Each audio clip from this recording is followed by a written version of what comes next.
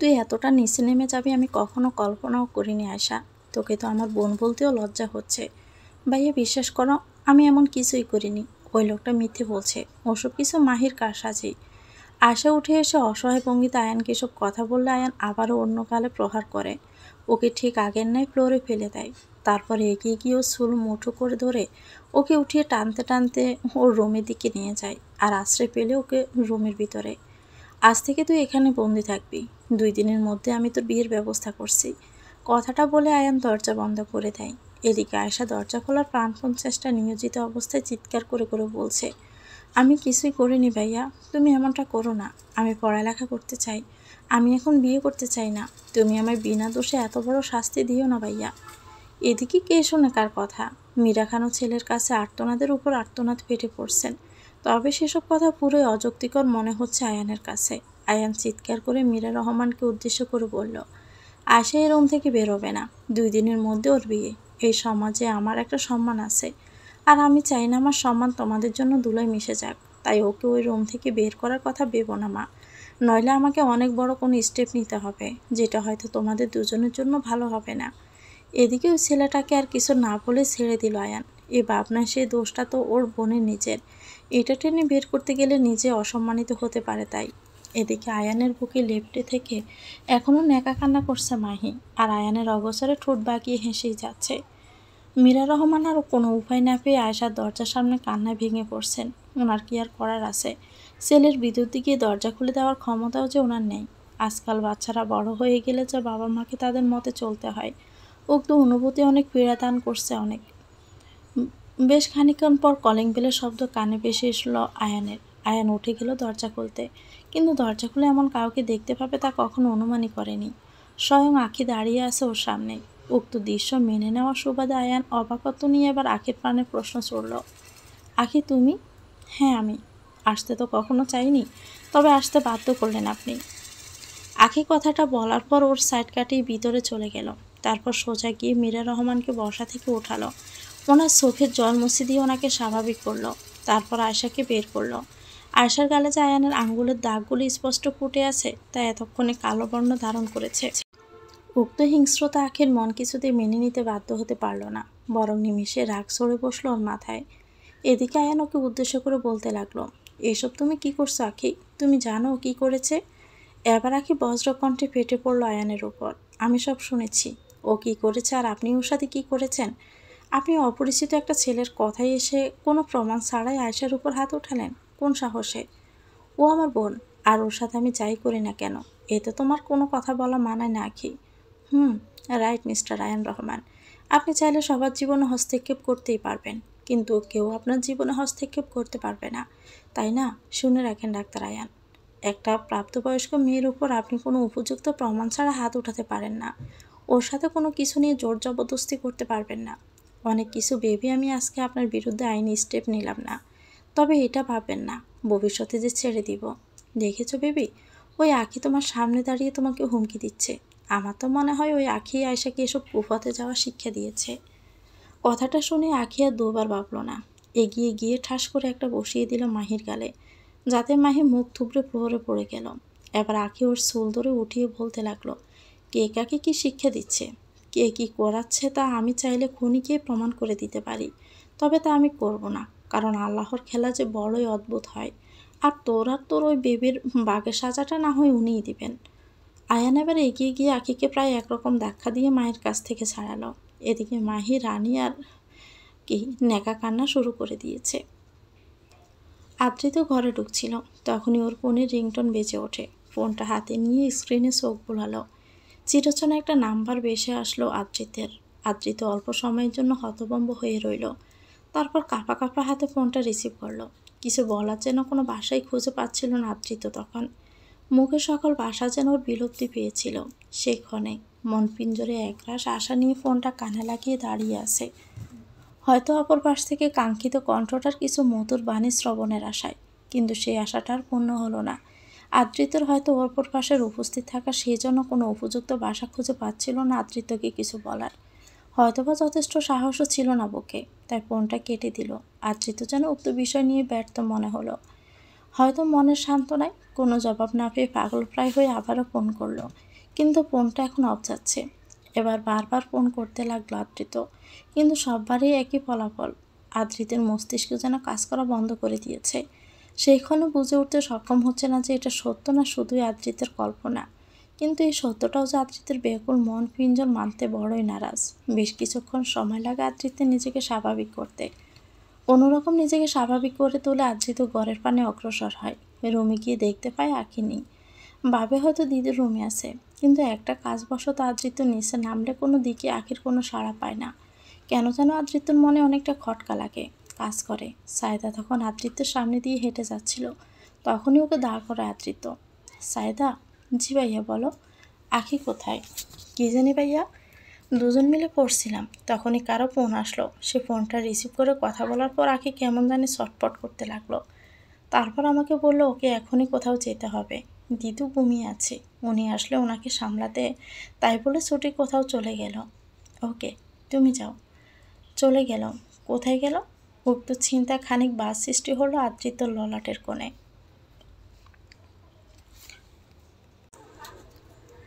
মাহি আয়ানের পিছনে লুকিয়ে বলতে লাগলো, দেখো বেবি, ওই আঁখি আমাকে কিভাবে মারলো। তুমি কোনো প্রতিবাদ করবে না বুঝি? বেবি, আজ তোর বেবি কেন, তোর বাবাও তোকে বাঁচাতে পারবে না শাকচুন্নি। আঁখি, এনাফ। এটা কোনো ধরনের ব্যবহার? তোমার সাহস কী করে হয় মায়ের গায়ের হাত তোলার? আওয়াজ নিচে আয়ান, আমাকে নিজের ফর্মে আসতে বাধ্য করো না। অনেক কষ্টে নিজেকে দমন করেছি, নয়তো একবার আমার মাথা ঘুরে গেলে আমি কি করতে পারি তার সম্পর্কে ভালো আইডিয়া তোমাদের দুজনেরই আছে। ভালোই ভালোই বলে দিও তোমার ওই বেবিকে সূত্রে যেতে, না হলে ওকে টেনে বেবি থেকে বড় বানাতে সময় লাগবে না। এই আখির, আয়সা খুব ভয় পাস না। যখনই এরা কেউ তোর সাথে আর কিছু করবে আর মায়ের সাথে কিছু করতে আসবে, তখনই আমায় ফোন করবি, দেখবো কে কি করতে পারে। তারা দরকার পড়বে না রাখি। যেখানে আমার মান সম্মান নেই সেখানে আমি থাকতেও বাধ্য নই। যে ভাই কখনো আমার গায়ে ফুলে টোকাও দেয়নি, সেই ভাই আজ অন্যের কথাই এসে আমাকে এভাবে প্রহার করলো। আমার কথা দ্বিতীয়বার ভাবলো না। সে আর যাই হোক আমার ভাই রয়ে যায়নি। চল এখান থেকে। আয়শা নিজের ব্যাগপত্র নিয়ে যাওয়ার জন্য পুরো তৈরি হয়ে বেরিয়ে আসতে আসতে কথাগুলো বলল। এবার আয়শা মীরা রহমানের কাছে গিয়ে বলল, চলো মা, আমি তোমার কাপড় চোপড়ও প্যাক করে নিয়ে এসেছি, আমার সাথে চলো। আমরা নিজেদের একটা জগৎ গড়ে নিব, যেখানে আমাদের নিজস্ব স্বাধীনতা থাকবে, যেখানে না খেয়ে মরলেও সম্মানের সহিত মৃত্যুটা নসিব হবে। মা, কোথাও যাবে না। তো যাওয়ার হলে তুই চলে যেতে পারিস, তাছাড়া আর কোথায় যাবি? আখির মতো কাউকে খুঁজে তার গলায় জুড়ে পড়বি? কথাটা শুনে আখি অতিরত মুষ্টিবদ্ধ করে নেয়। বর্তমানে আর আয়ানের সাথে ঝগড়ায় লিপ্ত হতে চায় না ও। এদিকে মীরা রহমান আসলের কোণ দিয়ে চোখের জল মুছতে মুছতে এবার ব্যথা ভরা কণ্ঠে বলে উঠলেন, না রে বাবা, এই বুড়ির যে তোর মতো সম্মানিত আর বিত্তমান ব্যক্তির ঘরে থাকার তৌফিক নেই। তুই সুখে থাক, আমি দূর থেকে চাইব। তারপর মীরা রহমানও ওদের সাথে চলে যেতে নিলে আয়ান পিছন থেকে বলে উঠল, যাওয়ার আগে একবার ভেবে নাও মা, এই অর্থবিত্ত অভিজাত্য আর কোথাও পাবে না। মিশে মিশে অভিমানে অবুঝের মতো চলে যেও না, পরে না আবার পস্তাতে হয়। কারণ আর যাই হোক, অতি আত্মসম্মান কিন্তু পেটে খাবার জোগাবে না। এবার এগিয়ে এসে আয়শা বলে উঠল, জানিস ভাইয়া, আল্লাহ ধন দিয়ে মন দেখেন। একটা কথা শুনে রাখ ভাইয়া, দিয়ে ধন দেখে মন কেড়ে নিতে কতক্ষণ। আমরা কখনো তোকে অভিশাপ দেব না ভাইয়া, তবে উপরওয়ালা যে সবাইকে তার প্রাপ্য সাজাটা দিয়েই থাকেন। তোর বাঘেরটাও কত করুণ হবে সেটা ভেবে এখন থেকে আমার ভিতরটা মোচড় দিয়ে উঠছে। কোনোদিন প্রয়োজন মনে করলে আসিস, আমরা কখনোই তোকে ফিরিয়ে দিব না। চলি। কথাটা বলে চলে গেল ওরা আখির সাথে। আয়ান আর কিছু না বলে রুমের দিকে প্রস্থান করলো, যেন ওসবে ওর কোনো কিছুই যায় আসে না।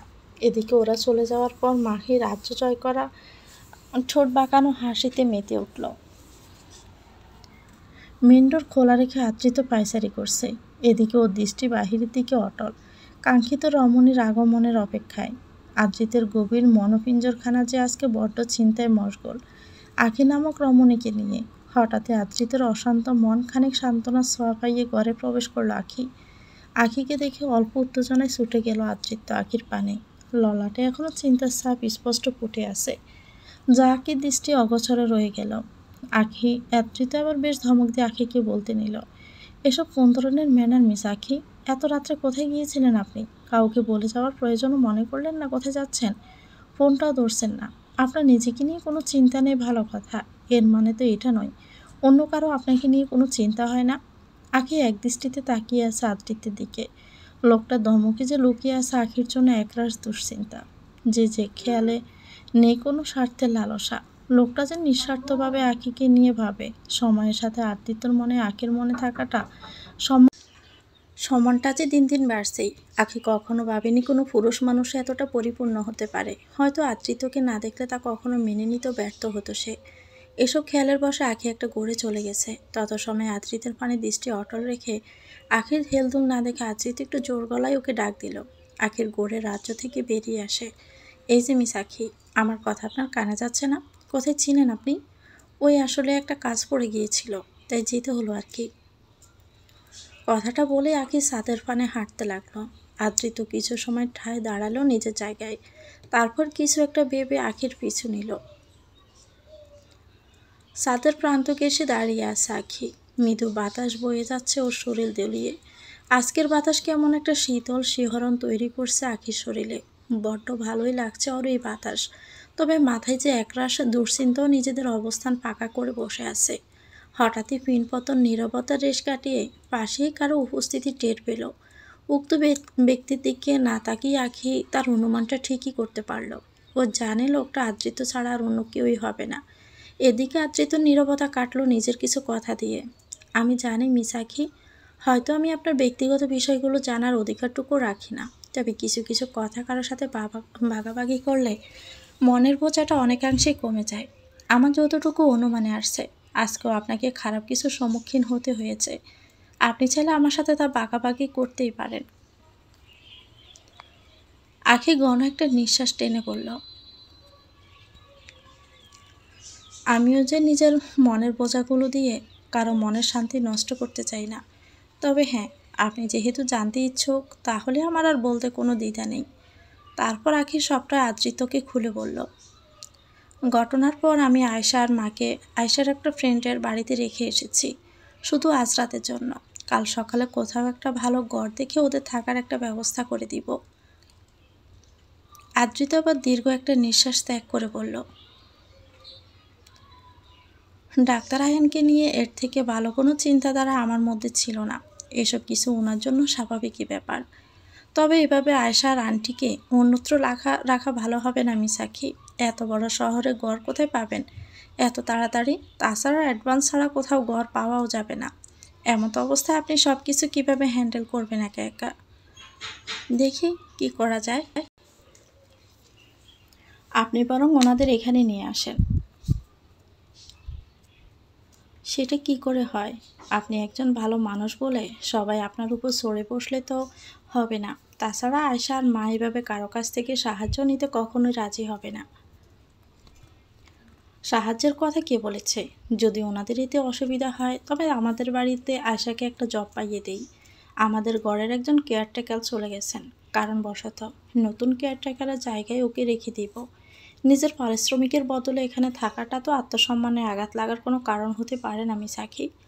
তাছাড়া ওরা এখানে থাকলে মা আর দিদুরও কিছুটা ভালো কাটবে। আমরা ঘরে না থাকায় ওনাদের দিনগুলো কেমন একঘেয়ে হয়ে ওঠে।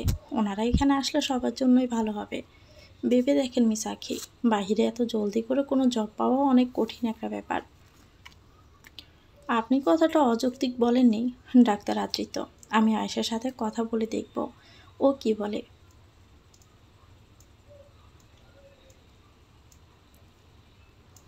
কেটে গেছে আজ অনেকটা দিন। সব কিছু ভালোভাবেই চলছে। আঁখি আয়েশাকে বুঝিয়ে বলে চৌধুরী ম্যানশনে নিয়ে এসেছে। এখনও এখানে কেয়ারটেকার হিসাবে আছে, কিন্তু ঘরের সবাই ওদের নিজেদের পরিবারের একটা অংশই মনে করেন। নোমানও জানতে পারে আয়েশার বিষয়ে সব কিছু। আয়েশার এমন পদক্ষেপে ও আয়েশাকে যথেষ্ট সমর্থন জানায়। এদিকে সময়ের সাথে আয়েশার মনে নোমানকে নিয়ে আলাদা এক ভালো লাগার রাজ্য গড়ে উঠেছে। আয়ান বারবারে আঁখির আগ পিছন গোড়া এখন অনেকটাই বন্ধ করে দিয়েছে। তবে ওকে আর আদৃতকে একসাথে দেখে ওর মনে খারাপ লাগা কাজ করা বন্ধ হয়নি এখনও, বরং বাড়ছে সময়ের সাথে। কখনো কখনো আঁখিকে খুশি দু চারটা কথা বলেই দেয়, যা আঁখি নিজের গায়ে মাখে না। তবে মা বোনের আর কোনো খোঁজ নেয়নি ও। আয়ান কী চায় হয়তো সে নিজেও তা জানে না। আঁখি আর আদৃত্যর মধ্যে এক পাকে অনেক ভালো বন্ধুত্ব স্থাপন হয়েছে। তবে মাঝ দিয়ে ওদের খুনসুটিটা থেকেই যায়। আজকে আয়ান একদিনই ছুটি নিয়ে বাড়িতে আসে। শরীরটা ওর বেশ ভালো না, বেশ জ্বর জ্বর ভাব মাথা ধরেছে, তাই শুয়ে আছে। এদিকেও সুন্দরী রমণী আদো আদো আধুনিক কাপড়ে সেজেগুজে একদম তৈরি। ওনার এমন সাজগোজার কারণ জানতে এবার আয়ান নিজের মস্তক খুলে নিজের সুন্দরী রমণীর দিকে প্রশ্ন করল, মাহি, তুমি কোথায় যাচ্ছ? বন্ধুদের সাথে ঘুরতে যাচ্ছি। কেন? আমার শরীরটা আজকে খারাপ, বাইরে কি না গেলে হয় না আজকে? দেখো আয়ান, ঘরে তো একটা চাকর আছে, কিছু লাগলে তুমি ওকে বলবে, আমি থেকে কি করব? তোমার কমতি কি চাকর পূরণ করতে পারবে? আমি থেকেও আর কি করতে পারবো বলো? আমি আগে থেকেই বলেছি এসব সেবা যত্ন আমার স্ট্যাটাসের সাথে যায় না। মনের সাপোর্ট কি যে বলো না তুমি, আজকাল না তুমি কেমন ফিল্মি হয়ে যাচ্ছ। তুমি বরং রেস্ট করো, আমি চলি। তোমার সব ফিল্মি ডায়ালগ শুনতে আমার মোটেই উৎসুক না। আর হ্যাঁ, কালকে আমার মা বাবা আর রনি আসছে, ওরা যথেষ্ট আরামপ্রিয়। আমি ওদের খাতিরদারিতে কোনো কমতি রাখতে চাই না। আর ওরা এখানে এসে অনেক দিন থাকবে, তাই বলছি কি তুমি আরও 2-4টা চাকর বাড়িয়ে দিও ঘরে। এক চাকরি কি হয় আজকাল? হোয়াট, কি বলছো কি মাহি এসব? এমনিতেই তোমার জন্য কোনো কাজের লোক ঘরে আসে না, অনেক কষ্টে একজনকে আনতে পেরেছি। আমি এদিকে প্রফেশনে নতুন, 4-5টা চাকর ঘরে রাখার মতো ক্ষমতা এখনও আমার হয়নি। তাছাড়াও অ্যাকাউন্টের টাকা তো আর তুমি বাঁচিয়ে রাখতে চাও না। সিরিয়াসলি আয়ান বেবি, তুমি আমাকে এটা বলতে চাইছো যে আমি তোমার সব টাকা খরচ করে ফেলি? আমি কিন্তু সেটা বলতে চাইনি। তবে সেটাই তো সত্য। তুমি যখন তখন এটা ওটা শপিং করছো, বন্ধুদের ট্রিটের উপর ট্রিট দিচ্ছ, পার্টি করছো, ক্লাবে যাচ্ছ। ফিউচার সেভিংস বলতেও কিছু থাকে মাহি। সেভিংস করার মতো মেয়ে মাহি না। বিয়ে যখন করেছো তখন আমার সমস্ত দায়িত্ব তোমাকেই নিতে হবে। আর সেটা কিভাবে হবে জানতে আমি আগ্রহী নই। চলি, আমার দেরি হয়ে যাচ্ছে। আদ্রিত বড়ই মায়াবড়া এক অপলক দৃষ্টিতে তাকিয়ে আছে নিজের ওয়ালেটে থাকা রমণীর দিকে। ওকে বলতে গিয়ে যে ও সব স্মৃতি নিজ থেকে দূরে সরিয়ে রেখেছে, কিন্তু শত সেও কিছু জিনিস নিজে থেকে দূরে করতে পারেনি আদ্রিত। এই ছবিটাও যে সে সব জিনিসের একটা অংশ মাত্র। ছবি দেখারত অবস্থায় কারো কিছু কথা শ্রবণ ইন্দ্রিয়তে নাড়া দিয়ে উঠল আদ্রিতের। পিছু টানে পড়ে থাকা ভালো না ডাক্তার সাহেব, এমন কিছু আপনার মতো গম্ভীর ব্যক্তিত্বকে শোভা দেয় না। ছবিতে মগ্ন দৃষ্টি স্থাপনরত অবস্থায় আদ্রিত উত্তর দিল, হতে পারি আমি গম্ভীর ব্যক্তিত্বের অধিকারী, তাই বলে আমিও তো আমার অনুভূতি শূন্য না। হুম, অনুভূতি। অনুভূতি মনের অনেক সুন্দর একটা অংশ, যা সবার মধ্যেই থাকে, হয়তো কারো ভিতর বেশি আর কারো ভিতর কম। তবে অনুভূতি ছাড়া কোনো মানুষ হয় না। তাই আপনারও যথেষ্ট অনুভূতি আছে, তা আমি মানতে কখনো নারাজ হব না। কিন্তু একটা কথা জানেন তো, তিক্ত অনুভূতির টানে কখনো পড়ে থাকতে নেই। হয়তো আমার এমন কিছু বলার অধিকার আপনাকে নেই, তবুও একজন বন্ধু হিসাবে কিছু কথা বলতে চাই আপনাকে। যেমন যেমন পিছুটানে না থেকে জীবনে এগিয়ে যাওয়া। দেখেন ডক্টর আদৃত্য, কারোর জন্য তো জীবন থেমে থাকে না। হয়তোবা আরোহী আপনার কাছে নেই, দুর্ভাগ্যবশত চলে গেছে অনেক দূরে। তাই বলে তো এই নয় আপনি ওর স্মৃতিকে বাকি জীবন কাটিয়ে দিবেন। জীবন কারোর জন্যই থমকে দাঁড়ায় না, বরং একা জীবনটা পার করা বড়ই কষ্টের। আমাকে তো খুব ভালোভাবে বলে দিলেন, সে জিনিসটা কি আপনি নিজে করতে পারবেন? আখি আবার ঠোঁটের কোনো মৃদু হাসি ফুটিয়ে উত্তর দিল, হয়তো প্রথম ভালোবাসার জায়গা কেউ নিতে পারে না, কিন্তু সে ভালোবাসা প্রাপ্তির মিষ্টি স্বাদ কোনো ভাগ্যবান ছাড়া কারো কপালে আজকাল ঝুলে কোথায়। তাই বলে যে কেউ দ্বিতীয়বার সুযোগ পায় না তেমন তো নয়। ভাগ্য সবাইকে দ্বিতীয় সুযোগ দেয় না ডাক্তার আদৃত্য। আপনার কাছে সুযোগ আছে, নিয়ে নিন। সুযোগটা যদি জীবন আমায় দিত, তবে হয়তো আমিও তার হাতটা বাড়িয়ে নেওয়ার সুযোগ হাতছাড়া করতে চাইতাম না। কেন?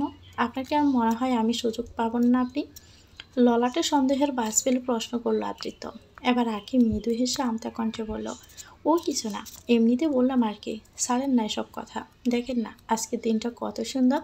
আর এই নিন কফি, আমি যখন বানিয়ে নিচ্ছি কিন্তু আপনাকে দিতেই ভুলে গেলাম। নিন, খেয়ে নিন।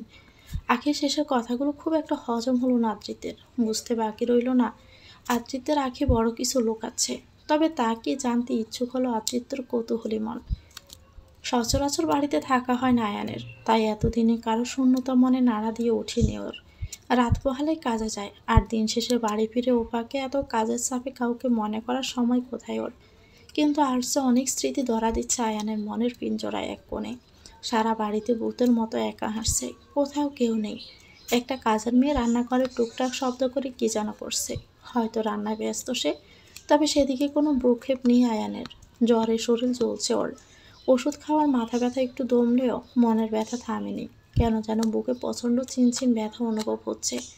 মন ভালো থাকলে শরীর ভালো থাকে। রোগ সারাতে ওষুধের থেকেও তাড়াতাড়ি কাজ করে তৃপ্তির এক ঝলক হাসি। এই কথাটা আঁকি প্রায় বলতো। আয়ানের স্পষ্ট মনে আছে, যখনই আয়ান অসুস্থ হয়ে বাড়িতে থাকতো, আঁকি নিজের কর্ম সব ছেড়ে ওর পাশে থাকতো। শারীরিক সেবা থেকে শুরু করে মানসিক সেবা পর্যন্ত সব করতো আয়ানের। আঁখি যেন রাত এক করে দিতে পারত। আঁখি তো আঁখি, যার সাথে ওর মা বোনও কম ছিল না। আয়ানকে অল্প কাশতে দেখলেও আয়শা গরম পানি নিয়ে খাড়া থাকতো ওকে খাওয়াবে বলে। এদিকে সেদিন তো আর ঘরের বাহিরে যাওয়া হতো না আয়ানের, শুধু মীরা রহমানের কাকুতিতে। হাত অল্প কেটে গেলেও 3 দিন সেবিকা হিসেবে উপস্থিত থাকতো ওর পাশে। পুরো দিন ঘরটা যেন জুমজুম নাচতে পড়তো, হাসি খুশি আর হই হুল্লোড়ে ভরে থাকতো। শুধু আছে এখন নিস্তব্ধতা। আয়ান যেদিকেই তাকাচ্ছে মনে হচ্ছে এখনই আয়শা আঁখি ছুটবে একে অন্যের পিছনে, আর মা ওদের দুষ্টু মিষ্টি খুনসুটি থামাতে ব্যস্ত থাকবেন। আজ আয়ানের সত্যি অনেক খারাপ লাগছে। আজ আয়ান অনেক একা। যেমনটা আয়ান চাইছিল তেমনটাই তো হলো। আয়ান তো চায়নি আঁখি এখানে থাকুক, ও তো আয়শাকেও ঘর থেকে তাড়িয়ে দিতে চাইছিল বিয়ে দিয়ে।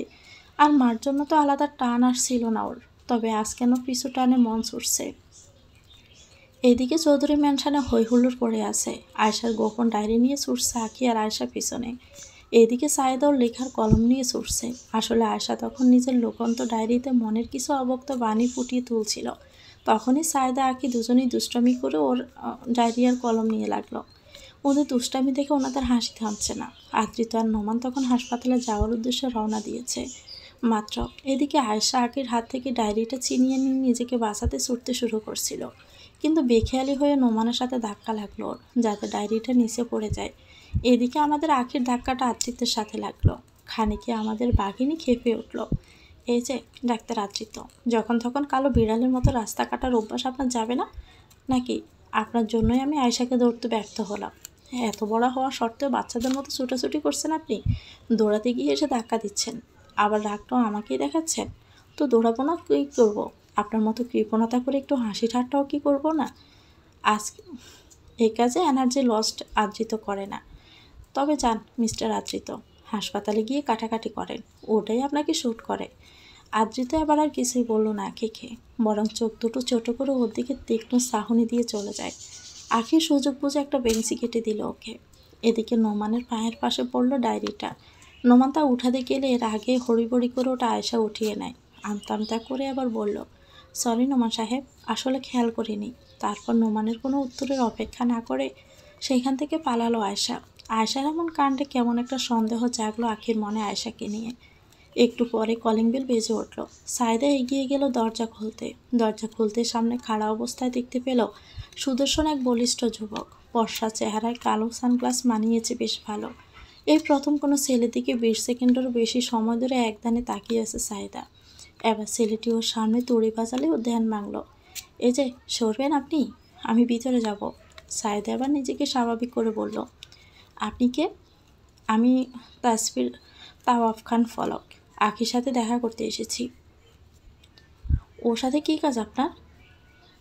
সেটা আমি আপনাকে কেন বলবো? তাছাড়া আমি বাচ্চাদের সাথে কোনো কথা বলি না। হোয়াট? আমাকে কি আপনার বাচ্চা মনে হচ্ছে? আমি কোন দিক থেকে বাচ্চা? আপনি আপনি কোন দিক থেকে বাচ্চা না আগে সেটা বলুন।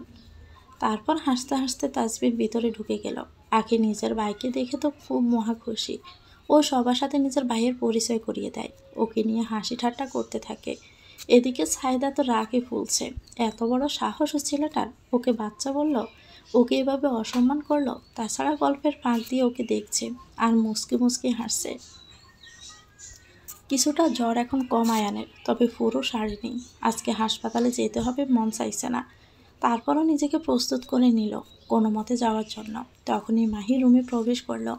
বেবি, তুমি হাসপাতালে চলে যাচ্ছ, ভালোই করছো। শুধু শুধু বাড়িতে পড়ে থেকে কী লাভ বলো? তা তুমি কাজের লোকদের সন্ধান লাগিয়ে দিয়েছে তো?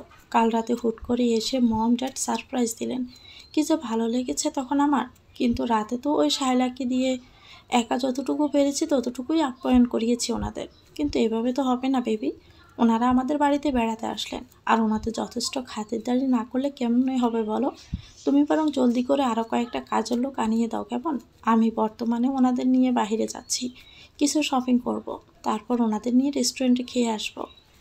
আখি, আমি কোনো টাকার মেশিন না যে হাত বাড়ালে টাকার বদলে যা চাইবো তাই পাবো।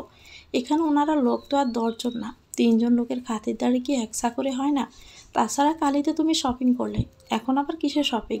দিন দিন এভাবে টাকা উড়ালে আমাদের ফিউচারে কি হবে মাহি? আবার তুমি ফিউচার নিয়ে পড়ে গেলে আয়ান। হ্যাঁ, আমি আজও শপিংয়ে যাব। কালকে আমার জন্য শপিং করেছি, তো কি হয়েছে? আজকে আমার পরিবারের জন্য করব। ওনারা কি বলবেন? ওনারা বেড়াতে এলেন আর আমরা ওনাদের কিছুই দিলাম না? দেখো, তুমি শুধু এটা ওটা বলে আমার মাথা খেও না তো। আমার পরিবারের কারো কানে এসব কথা গেলে ওনারা খুবই কষ্ট পাবে। তুমি আন্দাজ করতে পারছো? আমার ফ্যামিলি আবার যথেষ্ট আত্মসম্মানী। এমন কথা শুনলে ওনারা এখানে থাকার কথা দুইবারও ভাববেন না।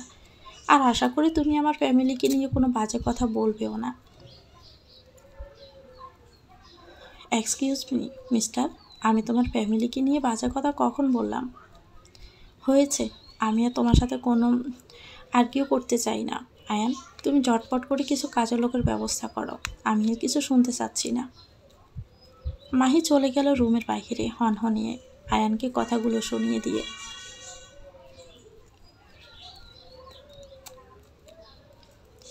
আর ভার্সিটি টাইমের আগে আখি বেরিয়ে গেল নিজের চেক আপ করাতে। ডাক্তার বললেন ওকে দুশ্চিন্তার পরিমাণ কমাতে হবে। অতিরিক্ত চিন্তার পরে ওর মাথা বেশি করে গড়ে, তাছাড়া ব্যথার পরিমাণও বেশি। ও মানসিকভাবে শক্ত হওয়ায় এত দুশ্চিন্তা করার পরেও এখনও অনেক ভালো আছে। ওর জায়গায় অন্য কেউ হলো হয়তো অনেক বড় কিছুই হয়ে যেত এতদিনে। তবে এভাবে দুশ্চিন্তা করতে থাকলে আখির প্রাণেও অনেক বড় সংশয় হতে পারে খুব শীঘ্রই। তাই ওকে চিন্তামুক্ত থাকার জন্য বারবার সচেতন করলেন ডাক্তার, যা উনি প্রায় বলেন। কিন্তু ওনার তো জানা নেই যে দুশ্চিন্তাই তো আখির নিত্যদিনের সঙ্গী। তবে আখি আবার ভেবে নিয়েছে সে আর কোনো দুশ্চিন্তা করবে না।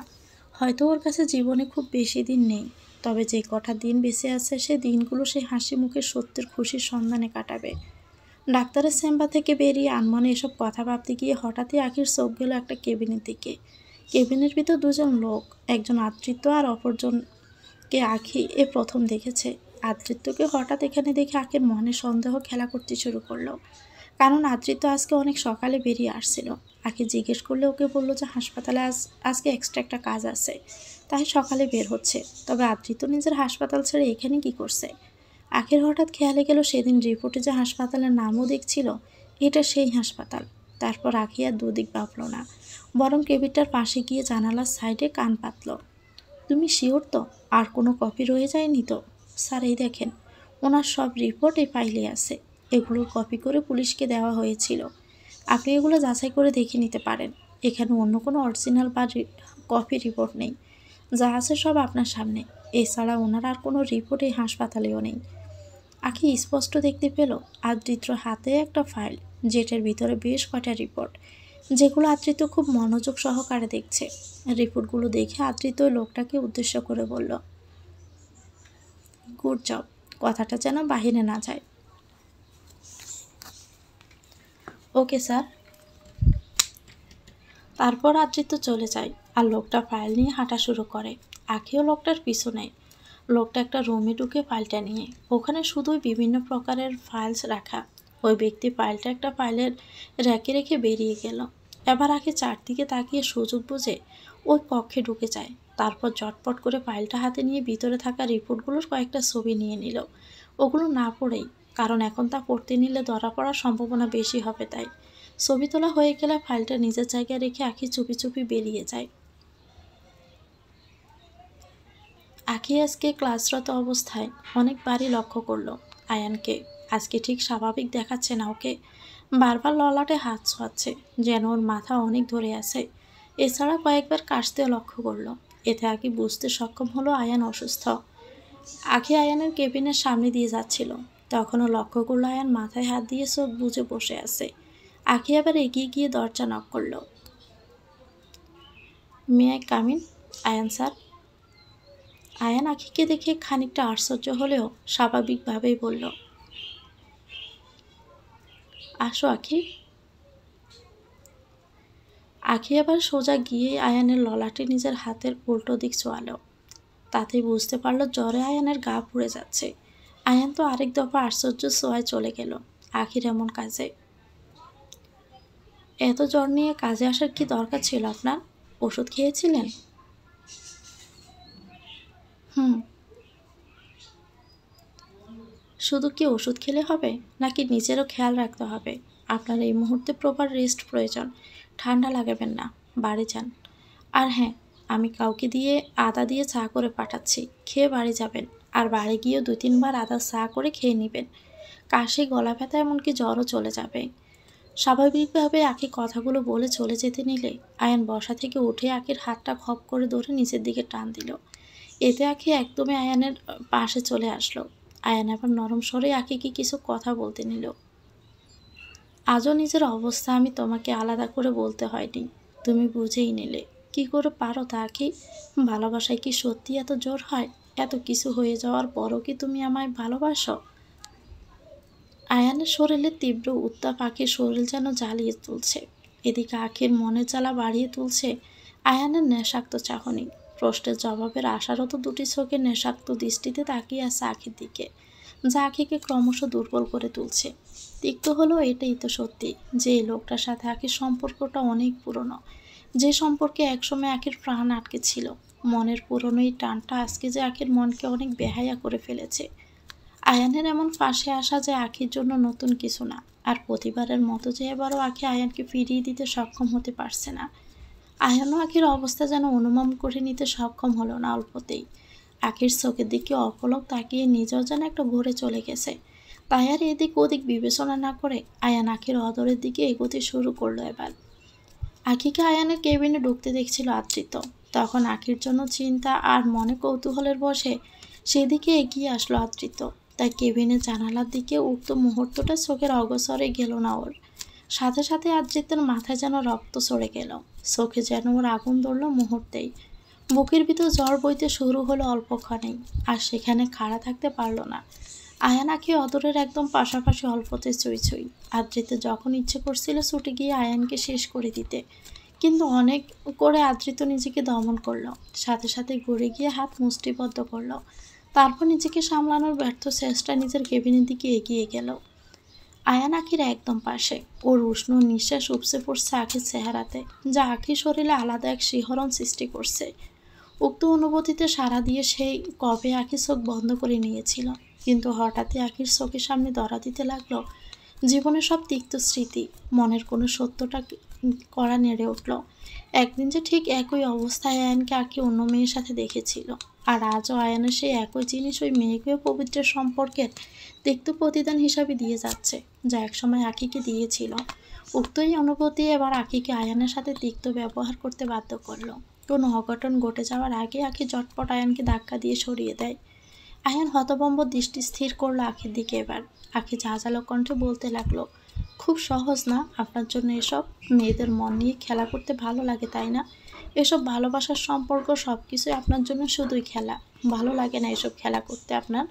তবে শুনে রাখেন আয়ান রহমান, এসব ভালোবাসার সম্পর্ক কোনো কিছুই আমার কাছে কখনো খেলা ছিল না, আর হবেও না। নিজের মন আর শরীরকে নিজের আয়ত্তে আনতে শিখুন, নয়তো অনেক পস্তাতেও হতে পারে আপনাকে। আর যতটুকু কথা, আমি এখন আমার আপনাকেই ভালোবাসি কিনা তার একটাই জবাব আছে আমার কাছে, আমি আপনাকে ভালোবাসি না। 8 বছর থেকে আপনাকে জানি, তাই আপনার ভালো খারাপ অনুভূতির অনুমান করতে পারি। আজকেও অনুমান করতে পেরেছিলাম, আর আমার মাহির ব্যক্তিত্ব সম্পর্ক ভালো জানা আছে। ঘরে মার আয়সাও নেই, তাই মনুষ্যত্বর খাতিরেই আপনাকে দেখতে এসেছিলাম। এটাকে বেশি কিছু বাবা আপনার ভুল ছাড়া আর কিছুই না। আশা করি সামনে থেকে এমন ভুল আর আপনি করবেন না। আগে ছুটে চলে গেল সেখান থেকে। আয়ান হতবাক হয়ে দাঁড়িয়ে রইল, চোখগুলো চলচল করতে শুরু হলো ওর। আখি কি বলে গেল এসব? ও ওকে আর ভালোবাসে না, শুধু মনুষ্যত্বের খাতির ওর খোঁজ নিচ্ছিল। কথাটা পোড়াচ্ছে আয়ানের মন পিঞ্জর। আখিকে আজ কিস করতে নিয়েছিল আয়ান, কিন্তু কেন? ওই আখিতে তো মন ভরে উঠেছিল ওর। তবে আজ কেন এমনটা করতে চাইলো? নিজের মনের কাছ থেকে জবাব পেতে ব্যর্থ হচ্ছে আয়ান। মস্তিষ্কে যেন আয়ানের সাহায্য নিতে চাইছে না। তবে কি আয়ান অনেক বড় ভুল করে বসলো? মোহ আর ভালোবাসার মধ্যে পার্থক্য বুঝে উঠতে সক্ষম হলো না।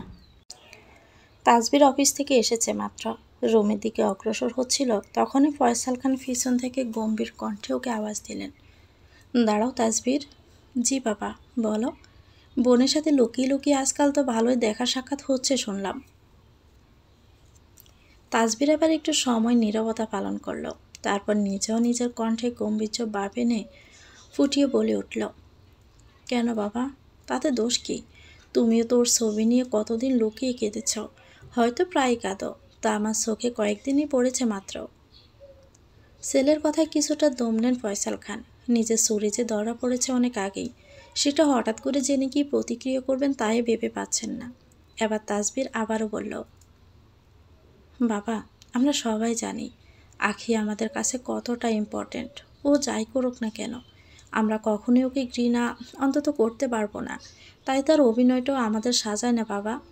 তারপর আর কিছু না বলে তাসবির নিজের কক্ষের দিকে অগ্রসর হলো। আর ফয়সাল খানের চোখ বেয়ে পড়ল 2 ফোঁটা জল, যা চটপট মুছে নিলেন উনি, হয়তো কেউ দেখে নেওয়ার ভয়ে। নোমান বাগানে দোলনাতে বসে কারোর সাথে ফোনে কথা বলছে, অনেকটা হেসে। এদিকে আয়শা উপর থেকে অপলক দৃষ্টিতে তাকিয়ে আছে। আয়শা ছাদে গিয়েছিল কিছু শীতল বাতাস নিজের গায়ে মাখানোর সুবিধার্থে। তখনই চোখ গেল দোলনাতে। দোলনারত অবস্থায় নোমানের উপর দোলে দোলে কারোর সাথে কথা বলছে নোমান। কথা বলার অঙ্গভঙ্গিতে আয়শার মনটা বড় খসখস করতে শুরু করেছে।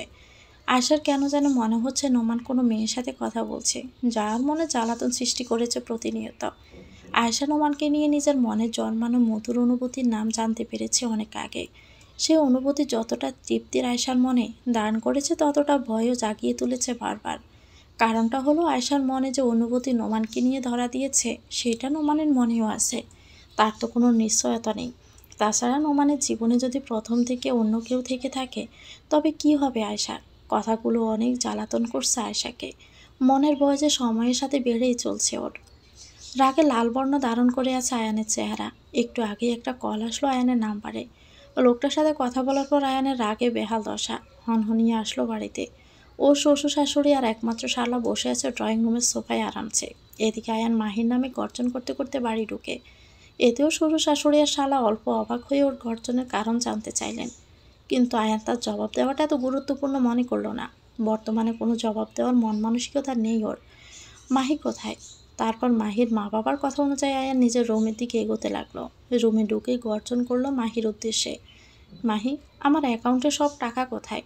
মাহি আয়নার সামনে বসে নেল পলিশ লাগাতে ব্যস্ত ছিল। এবার আয়ানের গর্জনের জবাব স্বাভাবিকভাবেই দিল মাহি। আরে বেবি, কি হয়েছে তোমার? বলেছিলাম তো তোমাকে আজকে শপিংয়ে যাচ্ছি। এত রিয়েক্ট কেন করছো তুমি? তাই বলে তুমি 6 লক্ষ টাকার শপিং একদিনে করবে?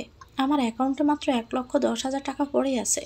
এটা তোমার কাছে স্বাভাবিক কিছু মনে হচ্ছে যে আমি রিয়েক্ট করব না? আদ্রিতকে আজ কেমন যেন দেখাচ্ছে, প্রতিদিনের তুলনায় খুব বেশি গম্ভীর। আখি অনেকক্ষণ যাবাত আদ্রিতকে লক্ষ্য করে যাচ্ছে। এমনিতেই স্বাভাবিকভাবে ওর সাথে কথা বলা বলে, কিন্তু আজ কোনো কথাই বলছে না আদ্রিত, এমনকি ওর দিকে তাকাচ্ছেও না। আখি কয়েকবার ওর সাথে কথা বলার চেষ্টা করলেও তেমন আগ্রহ নিয়ে ওর সাথে কথা বলেনি, শুধু নিয়ম রক্ষা করেছে এমন বোধগম্য হলো আখির। এবার হনহনিয়ে গড়ে ঢুকতে লাগলো আদ্রিত। সায়েদা আঁকি ওর পিছনে। নোমান সেখানকার সোফায় বসে ল্যাপটপে কিছু কাজ করছিল। তখনই আদ্রিতকে দেখে নোমান ওর উদ্দেশ্যে বলল, ভাইয়া, ভালো হয়েছে এসে গেছ। আমার একটু হেল্প লাগবে, প্লিজ এদিকে একটু আসবে? সব কাজে আমাকেই ডাকতে হবে কেন? নিজে করে নিতে পারিস না? ডাক্তারি তো আমি আর একা পাশ করিনি। অনেকটাই জাজালো কণ্ঠে সবার সামনে কথাগুলো আদ্রিত নোমানকে শুনিয়ে দিয়ে চলে গেল।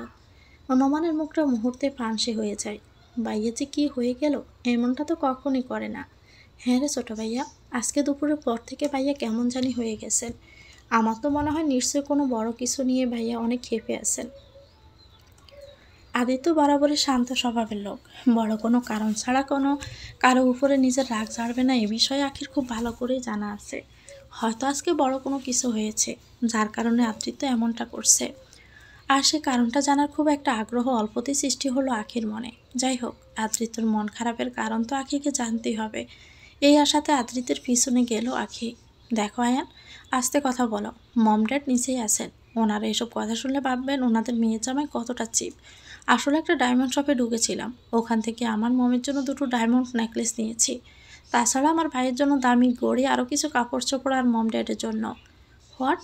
ডায়মন্ড নেকলেস, তাও আর মমের জন্য? মাহি, তুমি স্বর্ণও তো কিনতে পারতে। এত টাকা তুমি কি করে একসাথে খরচ করে দিতে পারো? তোমাকে আমি কতবার বলবো প্রফেশনে আমি নতুন, এভাবে সব টাকা উড়িয়ে দিলে কি হবে মাহি? বেবি, তুমি আমায় বকছো? আমি কিছু টাকা খরচ করলাম বলে তুমি এমন করছো? লাগবে না আমার কোনো ডায়মন্ড নেকলেস, এই নাও তোমার ডায়মন্ড নেকলেস। মাহি উঠে এসে আলমারি থেকে ডায়মন্ডের নেকলেসটা বের করে বিছানার উপর ছড়ে মারলো। তখনই ওর মা বাবা বাড়ির রুমে প্রবেশ করে। তারপর মাহির মমো এবার নেখা কান্না করতে করতে বললেন, আমি জানতাম না এই ডায়মন্ডের নেকলেসের জন্য এমন কিছু হয়ে যাবে, নয়তো আমি নিতাম না। এই নাও বাবা তোমার ডায়মন্ডের নেকলেস। গলায় পড়েছিলেন তখন উনি এটা আবার খুলে বিছানায় রেখে দিলেন। ব্রো, তোমাকে আমি এমনটা মনে করিনি, তোমার টাকায় আমি যা কিনেছি সব এনে দিচ্ছি এক্ষুনি। হ্যাঁ বাবা, আমিও এনে দিচ্ছি সব, তবুও তুমি আমার মেয়ের সাথে ঝগড়া করো না। কথাগুলো আয়ানকে খোঁচা মেরে বললেন শ্বশুরমশাই। এবার আয়ান নিজের রাগ অনেক কষ্টে দমন করে কোনো প্রকার কণ্ঠে নরম ভাব ফুটিয়ে অন্যদিকে মুখ ফেরানো অবস্থায় বলল, এসবের আর কোনো দরকার নেই, কেনাকাটা হয়ে গেছে, এখন তা ফিরিয়ে দিয়ে কী লাভ? আমার কথায় আপনাদের কারো খারাপ লাগলো আমি দুঃখিত, এখন সরি বলে কী লাভ? আমার মমডেডের মনে কষ্ট দিয়ে এখন শুকনো শরীরে কী হবে তোমার? হয়েছে মা, আর কাঁদিস না। জামাই বাবা তো নিজের ভুল বুঝতে পেরে গেছে, তুই মনে কষ্ট নিস না, আমরাও নিব না। এই রনি, তোকে আর তোর জিনিস ফেরাতে হবে না, আর ওগো তোমাকেও ফেরাতে হবে না, আমি না হয় নেকলেসটা নিয়ে নেই। এবার হাসি মুখে কথাগুলো বলে মাহির মম নেকলেসটা নিয়ে নিলেন। আয়ান হতবাক হলো ওনার উক্ত বাক্যে যে মাহির কথা অনুযায়ী ওনারা তো অনেক আত্মসম্মানী, তবে তার কোনো ছোঁয়া ওনাদের ব্যবহারে আন্দাজ করতে পারল না আয়ান। এবার আর কিছুই বলল না আয়ান, বরং হনহনিয়ে ঘর থেকে বেরিয়ে যায়। বেলকনির সামনে দাঁড়িয়ে আছে আদৃত্য। আদৃত্যর চোখের সামনে থেকে সরতে নারাজ হচ্ছে দুপুরে আখির আর আয়ানের দ্বারা সৃষ্ট সেই ক্ষণের ছবি। আখি আয়ানের এতটা পাশে ছিল ভেবেই গা জ্বলে উঠছে আদৃত্যের। না পারছে নিজেকে দমন করতে, বারবার একটা কথাই মাথা ঘুরছে, হয়তো আয়ান তখন আখি তো আয়ানের স্ত্রী ছিল, এমন কিছু তো ওদের জন্য নতুন কিছু না। তবে তাতে আদৃত্যের কোনো খারাপ লাগছে না, ওর তো একটু মোটেও খারাপ লাগার কোনো কারণ হয় না। তবে কেন ওর খারাপ লাগবে? মনের সাথে এক প্রকার যুদ্ধে লিপ্ত আদৃত্য তখন ওর ভাবনায় সেদগটি আগমন ঘটল আখির। ডাক্তার আদৃত্য, আপনি ঠিক আছেন? কোনো কারণে কি আপনার মন খারাপ? আমার মন খারাপ কি না তা দিয়ে আপনার কোনো কিছু যায় আসে কি সাকিব? আপনার কেয়ারটা তো শুধু একজনের উপরেই মানায়, সো তার খেয়ালটাই রাখেন।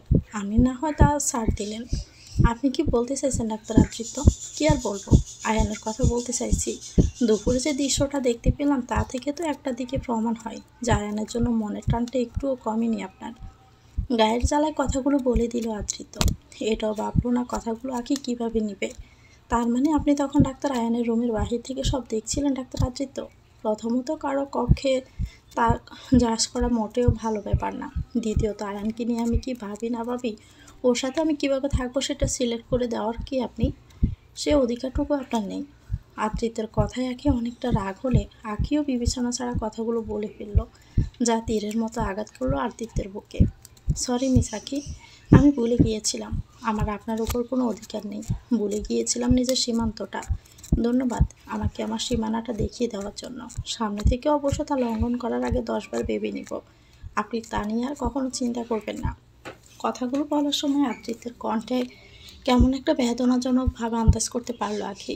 এর সাথে তাও আন্দাজ করতে সক্ষম হলো যে এ বাপটা আখির সেসব তিক্ত কথারই প্রতিফলন। সত্যটা আখির বোধগম্য হয়ে ওঠার আগেই আদৃত্য রুম থেকে কোথাও বেরিয়ে গেল। নোমান ওদের হলরুমের বড় জানালার সামনে বসে আছে। এটাকে জানালা বললে হয়তো ভুল হবে, বড় দরজার সমতুল্য করে জানালাটা দেওয়া হয়েছে, যা দিয়ে বাড়ির বাগানের পরিবেশটা অনেক স্পষ্টভাবে চোখে ভাসে। ওদের বাগানটা যে অনেক সুন্দর করে সাজানো। জানালাটা সেই সুবাদে দেওয়া হয়েছে যাতে মেহমানরা যখন এখানে বসবেন ওনারা স্পষ্টভাবে বাগানের সেই সুন্দর রূপটা দিদার করতে পারবেন। নোমান বসে আছে জানালার প্রান্তে, বাহির থেকে বয়ে আসা মিষ্টি বাতাস গায়ে মাখছে। তখনই সেখানে কারো উপস্থিতি টের পায়। ঠোঁটের কোনো মৃদু হাসি ঝুলিয়ে আবার বলে ওঠে, আরে মিস আশা, আপনি? আমি ঘুম আসছিল না তো, তাই এখানে চলে আসলাম। এখানে এসে আপনাকে পাবো ভাবিনি, তা আপনি এখানে? আপনারও ঘুম আসছিল না বুঝি? না আসলে তা না, এমনিতে এখানে বসেছিলাম, ভালো লাগছিল না তাই। আসলে ভাইয়ের কথাটা ভাবছিলাম, আজকে হঠাৎ করে এমন বিহেভ কেন করলো? এমনটা উনি কখনোই করেন না। কোনো বড় কিছু নিয়ে হয়তো মন খারাপ, তাই হয়তো এমনটা করলেন। হ্যাঁ, হতেও পারে। কিছুক্ষণ পিনপতন নীরবতায় দুজনেই বাহিরের দৃশ্যে মনোনিবেশ করলো। অল্প সময়ে নোমান নীরবতা ভাঙল। আপনার ঘুম না আসার কারণ জানতে পারি? প্রিয় মানুষটির সাথে খুনসুটি বাঁধিয়েছেন নাকি? আমার প্রিয় মানুষ বলতে আমার পরিবারের লোক ছাড়া আর কেউ নেই নোমান সাহেব। কথাটা খানিক মায়া মায়া ভাবে নোমানের দিকে দৃষ্টি অটল রেখে বলল আয়েশা। কথাটা যে সত্য হলেও মিথ্যা। দুঃখিত, আসলে কৌতূহলবশত আমি আপনাকে ব্যক্তিগত প্রশ্ন করে ফেললাম। না না, সমস্যা নেই, আমি কিছু মনে করিনি। তা আপনার কাছে কোনো প্রিয় মানুষ আছে? আয়শার কথা নোমান ললাটে বেশ চিন্তার ভাঁজ ফুটল। খানিকক্ষণ ভাবনার পর নীরবতা কাটিয়ে বলল, বলতে পারেন আছে, আবার নেইও। মানে? ও, আপনি তো বুঝবেন না, অনেক রাত হয়েছে, চলি, আমার ঘুম পাচ্ছে। আপনিও বেশি রাত জাগবেন না, রাত জাগা শরীরের জন্য ভালো না। এবার নোমান অল্প হেসে চলে গেল। এদিকে নোমানের উক্ত কথা কিছুই মাথায় ঢুকলো না আয়শার, বরং বেশ চিন্তায় পড়ে গেল ও। ঘড়িতে 2টা সুই সুই। আদ্রিতের কোনো খবর নেই। তখন আদ্রিত রুম থেকে বেরিয়ে যাওয়ার কিছু সময় পর আখি জানতে পারে আদ্রিত তখনই বাড়ি থেকেও বেরিয়ে কোথায় চলে গেছে, এখনও আসার নাম নেই। এদিকে আখির মনে আদ্রিতকে নিয়ে ধরা দিচ্ছে বিভিন্ন ধরনের দুশ্চিন্তা। এই কদিনে আদ্রিতকে বেশ ভালো করে চেনা হয়ে গেছে আখির। লোকটা অনেক ভালো আর আখির যথেষ্ট সম্মান করে, যা কখনো আখি আয়ানের কাছ থেকে পায়নি। আজকাল কোনো ছেলে মানুষই কোনো মেয়ের এতটা সম্মান করতে জানে না যতটা আদ্রিত জানে। সব কিছুতে আখিকে মনোবল দেয়, সাহস যোগায়, একজন বন্ধু হয়ে সবসময় ওর পাশে থাকে। লোকটা আখির প্রতি একটুখানি অধিকারত্ব দেখিয়ে কি খুব বড় ভুল করে ফেলল? আসলে তখন রাগের মাথায় আখি ওসব কথা বলে দিলেও এখন মনে তা নিয়ে খারাপ লাগার পরিমাণ সময়ের সাথেই বাড়ছে। দরজার দিকে দৃষ্টি অটল রেখে বসে আছে আখি। অপেক্ষার ক্ষণের সমাপ্তি ঘটিয়ে হঠাৎই আগমন ঘটে আদ্রিতের। বারান্দার প্রান্ত ঘেঁষে দাঁড়িয়ে পড়ে। আখিও তার পিছু পিছু যায়। তারপর নরম স্বরেই বলল, আপনি এত সময় কোথায় ছিলেন ডাক্তার আদ্রিত? খাবেন না? অনেক রাত হয়ে গেছে তো। আমি খাবো না, আমার খিদে নেই, আপনি গিয়ে শুয়ে পড়েন। আসলে তখন রাগের মাথায় আপনাকে কি না কি বলে দিয়েছি, তার জন্য আমি দুঃখিত। তাছাড়া দুপুরে তেমন কিছু হয়নি যেমনটা আপনি মনে করেছেন। আয়ান আমাকে দুর্বল করতে চাইলেও আমি তো আর দুর্বল হওয়ার পাত্রী না। আপনি বরং এসে খেয়ে নিন। অন্য রাগ খাবারের উপর বের করতে নেই। আমি কারো রাগ কারো উপর বের করছি না মিস আখি। আমি একটু একা থাকতে চাইছি শুধু। প্লিজ আমাকে একটু একা থাকতে দিন। সব কথাই উল্টো দিকে মুখ করে বলল আদ্রিত। এক পলক আখির পানে ফিরেও তাকালো না, যা আখির মনের অশান্তি যেন আরো বাড়িয়ে দিল। বড্ড খারাপ লাগলো আখির আদ্রিতের উক্ত ব্যবহারে। তাই আর কিছু না বলে স্থান ত্যাগ করলো। সোফায় শোয়ারত অবস্থায় বারবার বারান্দার পানে লক্ষ্য রাখছে আখি, হয়তো আদ্রিতের এক ঝলকের আশায়। অশান্ত মন পিঞ্জরকে যে কিছুতেই শান্ত করতে সক্ষম হচ্ছে না। আদ্রিত আখির কথায় অনেক কষ্ট পেয়েছে, যা অনুমান করতে পেরে আখির মন পিঞ্জরখানা বড়ই উতলা হয়ে উঠেছে। এদিকে আদ্রিত বারবার আরশোকে কক্ষের পানে তাকাচ্ছে। হয়তো মনে এত একটা আশা আঁকি এসে ওর অভিমান ভাঙাবে, ওকে বলবে কৃপণতা না করে ঠোঁট বাঁকিয়ে একটু হেসে নিতে। তখন কি খুব বড় কোনো ভুল করে ফেলেছিল আদিত্য? একটুখানি অধিকারই তো খাটাতে চাইছিল, তাকে অনেক বড় কোনো চাওয়া হয়ে গেছে। মাহি হাত পা ছাড়িয়ে ঘুমিয়ে আছে। এদিকে আয়ান নির্ঘুম রাত্রি যাপন করছে। বেলকনির সামনে দাঁড়িয়ে আছে আয়ান। মনে পড়ছে ওর আখির সাথে কাটানো সুন্দর স্মৃতিগুলো। মনটা আজ বড়ই উতলা আয়ানের। বারবার আখির নাম জপতে মশগুল। আজকে আখি আয়ানের পাশে এতটা পাশে যদি প্রতিনিয়ত থাকতো তবে কি ক্ষতি হতো কোনো? নিজেই তো আখিকে তাড়িয়ে দিল নিজের জীবন থেকে, তবে এখন যে ওকে ফিরে পাওয়ার লোভ আঁকড়ে ধরেছে আবার আয়ানকে। আয়শার চোখে ঘুমে দেখা নেই। নোমানের বলা কথাটা ঘুরপাক খাচ্ছে ওর মস্তিষ্কে।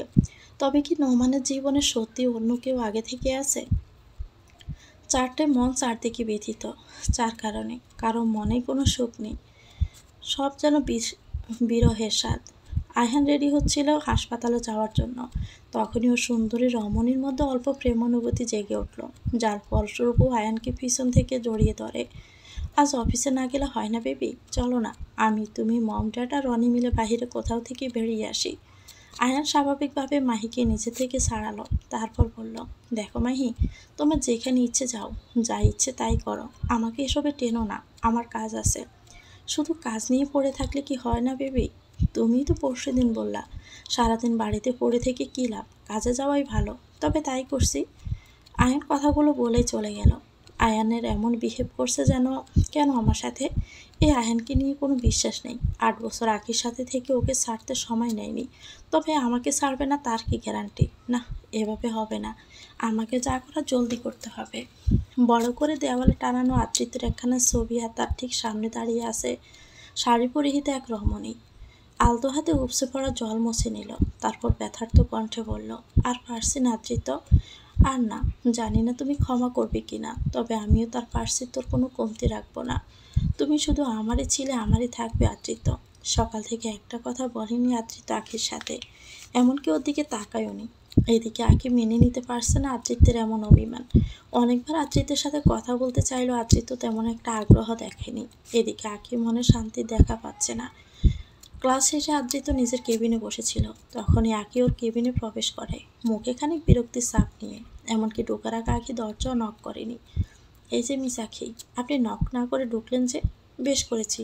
আপনি সারাদিন ধরে এভাবে মুখ ফুলিয়ে বসে থাকলে আমি কি করব বলেন? আমি মুখ কোথায় ফুলালাম?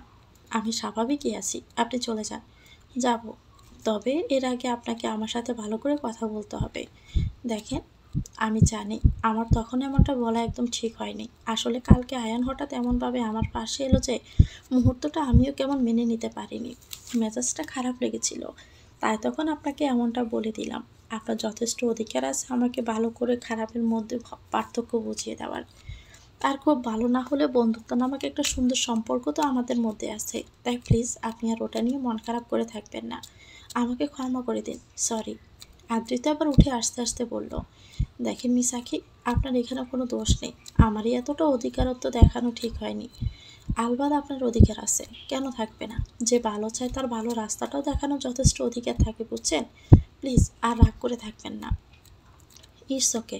বারবার সরি প্লিজ এগুলো বলবেন না। আপনার মতো মেয়েকে কারো কাছে এভাবে অনুতপ্ত হওয়া কেমনটা দেখায়। আলতো হেসে বলল আদ্রিত, দোষ করলে তো মেনে নেওয়া আর তা শুধরানোরও ক্ষমতা আঁকি রাখে, সেই বিষয়ে আমারও কোনো সন্দেহ নেই। ওকে চলি। কথাটা বলে আদ্রিত চলে যেতে নিলে আঁখি খপ করে আদ্রিতর হাত ধরে নিল। আয়ান কেবিনে বসে একদিনে ভাবছে আঁখির কথা। ওর বড্ড লোভ হচ্ছে আঁখিকে আবার নিজের কাছে পাওয়ার। বড় মরিয়া হয়ে উঠেছে আয়ানের মন। আঁখির সাথে থাকাকালীন কখনোই যে আয়ানের মন খারাপ থাকতো না। ওর জীবনে সব মুহূর্তে আঁখি নিজেকে রঙে রঙিন করে দিত। এদিকে আঁখি আদ্রিত, আপনি কোথাও যাবেন না, আপনাকে আমাকে ক্ষমা করতেই হবে। এত গাঁটতেরা কেন আপনি? কেউ সরি বলেছে কিন্তু তাকে সরি না বলতেও বলছেন, আর তাকে মাফও করতে চাইছেন না। আরে মিস আঁখি, আমি আপনার সাথে আর রেগে নাই। ছাড়েন আমায়। ছাড়বো না আমি। আপনি রেগে নয়তো চলে যাচ্ছেন কেন? আমার একটা সার্জারি আছে, তাই তো চলে যাচ্ছি। এবার আঁখি নিজের জিহ্বায় একটা আলতো কামড় দিয়ে আদ্রিতের হাত ছেড়ে দিল। আদ্রিত অদরের কোনো মৃদু হাসি ফুটিয়ে বলল, আপনিও না কখনো কখনো একদম বাচ্চামো অবস্থা করেন। আর আপনি তো কোনো অবস্থা করতেই জানেন না। পৃথিবীতে এসেছেন শুধু কাটাকাটি করতে। এবার ব্রজগুল কুঁচকে বলল আদিত্য, মানে? মানে আর কি? হাসতে টাকা লাগে না, তাই কৃপণতা ছেড়ে ঠোঁট ঠোঁট বাঁকিয়ে হেসে নিব, তাই তো? আখির বাকি কথা আদ্রিত পুরো করে ফেলে তার পরাবলে দুজনে অল্প থেমে ঠিক করে হেসে দেয়। এই হাসিটাই তো চাইছিলাম আমি এতক্ষণ। আপনি পারো বটে, তবে আসি। কথাগুলো হাসি মুখে বলে চলে গেল আদ্রিত। আখিও হাসতে হাসতে স্থান ত্যাগ করলো। আদ্রিত হাসপাতালে আছে। আখি রুমে বসে পড়াশোনা করছিল। তখনই হঠাৎ ওর মনে পড়ল ও তো ওষুধ খায়নি। উঠে গিয়ে ওষুধ খেতে খেতে গতকালকে সে রিপোর্টগুলোর কথাও মনে পড়ে গেল, যেগুলো ছবি তুলে আনলেও দেখার কথা ভুলেই গেল আখি। তাই আর দুদিক ভাবলো না, চট করে ফোনের গ্যালারিতে ঢুকে পড়লো। তারপর ছবিগুলোতে যা দেখলো তা দেখার পর আখি নিজের চোখকে বিশ্বাস করাতে পারছে না। রিপোর্টগুলো যে আরোহীর লাশ শনাক্ত করার রিপোর্ট, যা স্পষ্ট লেখা আছে ডিএনএ ম্যাচ। ওই রিপোর্টগুলো ডিএনএ ম্যাচ হয়নি, আর এটাতে স্পষ্ট ম্যাচ হয়েছে, তাই দৃশ্যমান। তবে কোনটা আসল? যদি এটা আসল হয়ে থাকে তবে আদ্রিত সেদিন কিসের রিপোর্টগুলো চালিয়ে দিল? এটা কি দেখছি আমি? তবে কি আরোহী মারা যায়নি কিন্তু বেঁচে আছে তারও তো কোনো প্রমাণ নেই। আর আদ্রিত স্যার এসব কী করছেন? কি লুকাতে চাইছেন? উফ, কিছুই মাথায় ঢুকছে না। সেদিন যে ডায়েরি, অ্যালবাম আর রিপোর্টগুলো, আমার সেগুলো খোঁজা উচিত। তারপর আঁখি ওগুলোর খোঁজে আদ্রিতের কাপড়ে হাত দিতে গেলেই আদ্রিত রুমে প্রবেশ করে। আঁখিকে ওর কাপড়ে হাত দিতে দেখে ললাটে সন্দেহের ভাঁজ পড়ে আদ্রিতের। ওকে উদ্দেশ্য করে জিজ্ঞেস করে, এবার আপনি ওখানে কী করছেন মিস আঁখি? হঠাৎ আদ্রিতের কণ্ঠ শুনে হকচকিয়ে ওঠে আঁখি। পরিস্থিতির বেগ সামলাতে আমতা আমতা কণ্ঠে বলল, ও, আপনার কাপড় ভাঁজ করছিলাম আর কি। আমি বলছিলাম না এসব কাজ আপনাকে করতে হবে না। আদ্রিত এসে কাবারটা লাগাতে লাগাতে গম্ভীর কণ্ঠে বলল কথাটা। আখি আর কিছুই বলল না, চুপচাপ গিয়ে পড়তে বসলো। আদ্রিত অল্পক্ষণের জন্য সন্দেহ দৃষ্টি অটল রাখলো আখির উপর। আয়ান বিছানায় হেলান দিয়ে ল্যাপটপ টিপছিল। তখনই মাহি একটা বেশ উন্মুক্ত নাইটি পরে এসে ওর কোলে বসে গেল। এতে বিরক্তি ভাব ফুটে উঠল আয়ানের চেহারায়। কি হয়েছে? এমন করছো কেন? দেখছো না কাজ করছি? হুম, আমি তো তাই দেখছি। তবে তুমি কি দেখছো না রাত কয়টা বাজে? এখন তো এসব কাজের টাইম নেই বেবি, এখন তো রোমান্সের টাইম। নেশাক্ত কথাগুলো বলে মাহি আয়ানের অদরের পানে এগিয়ে যেতে নিলেই আয়ান নিজের মুখখানা সরিয়ে নেয়, তারপর ওকে স্বাভাবিকভাবে নিজে থেকে সরায়। আমার আজকে মুড নেই। মুড নেই বললে হয় নাকি? আসো না বেবি। বলিনি মুড নেই, জোর করো না তো প্লিজ। হুম, আমিও তো পুরাতন হয়ে গেছি তাই না? আমাকে আর তোমার ভালো লাগছে না, বুঝতে পারছি। জানো, তোমার এসব ন্যাকামি আমার একদমই ভালো লাগে না, আর তাই এগুলো প্লিজ একটু কম করো। মাহির ন্যাকা কান্নায় আয়ান বিরক্ত হয়ে রুম থেকে বেরিয়ে যায়। মাহি আবার কান্না মুছে রহস্যময় ভাব নিয়ে বলে ওঠে, না, পানি দেখছি মাথার উপর দিয়ে গড়াতে নিয়েছে। তা তো হতে দেওয়া যাবে না। আর অনেকটা অন্ধকারে চুপি চুপি ঘরে ঢুকেছে, যা কেউ সায়দার নজরে দেখতে পেল না। লোকটা তাসবির। আর এই পাঁচিটা এখানে আবার কি করছে, তাও এত রাতে লুকিয়ে? জবাবটা জানতে সায়দা এগিয়ে যায় ওর দিকে। এদিকে তাসবির অসাবধানতাবশত দুজনের মধ্যে ধাক্কা লাগে। সায়দা ফ্লোরে পড়ে যায়। আরে মিস, বাচ্চা তুমি? এই যে পাজি লোক, আপনি আমাকে প্রথমত বাচ্চা বলবেন না। আমি মোটেও বাচ্চা না। আর এত রাতে আমাদের ঘরে কি করছেন, তাও সোরের মতো লুকিয়ে? এবার খানিক স্টাইল নিয়ে তাসবির বলল, ও হ্যালো মিস। তাসবির তাওয়াব খান পলক কখনো চোর হতে পারে না। সো তোমার তো বুঝে নেওয়া উচিত ছিল। আমার নিশ্চয়ই কোনো কারণ থাকতে পারে লুকিয়ে আসার। গাদা মেয়ে এসব কী করে বুঝতে সক্ষম হবে? এই যে, আপনি কিন্তু এখন অতিরিক্ত করছেন। এখন আপনি আমাকে টিউবলাইট গাদা বলছেন, আমি তা মোটেও মেনে নিব না। আমি না আপনাকে।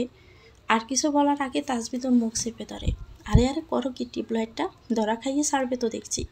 এই যে, তুমি আস্তে কথা বলতে পারো না? সাহেদা আবার তাসবিদের কাছ থেকে নিজেকে ছাড়িয়ে ওর হাতে দেয় একটা জোরালো কামড় বসিয়ে। আহ! আরে সাইদা, কি করছো তুমি? ওকে কামড়াচ্ছ কেন? দেখো না আয়শা, পাগল মেয়েটা আমাকে কামড়ে দিল। আহ! ইস, তাসবির ভাইয়া, তুমি ঠিক আছো তো? আসলে ও তো বোঝেনি তো, তাই এমনটা করেছে হয়তো। বুঝবে কি করে? গাদা তো একটা। আপনার সাহস কি করে হয় আমাকে গাদা বলার? আরে আরে সাইদা, ঝগড়া ছাড়ো আর আমার কথা শোনো। উনি এখানে একটা কারণে এসেছেন। ওনাকে দরজা আমিই খুলে দিয়েছিলাম।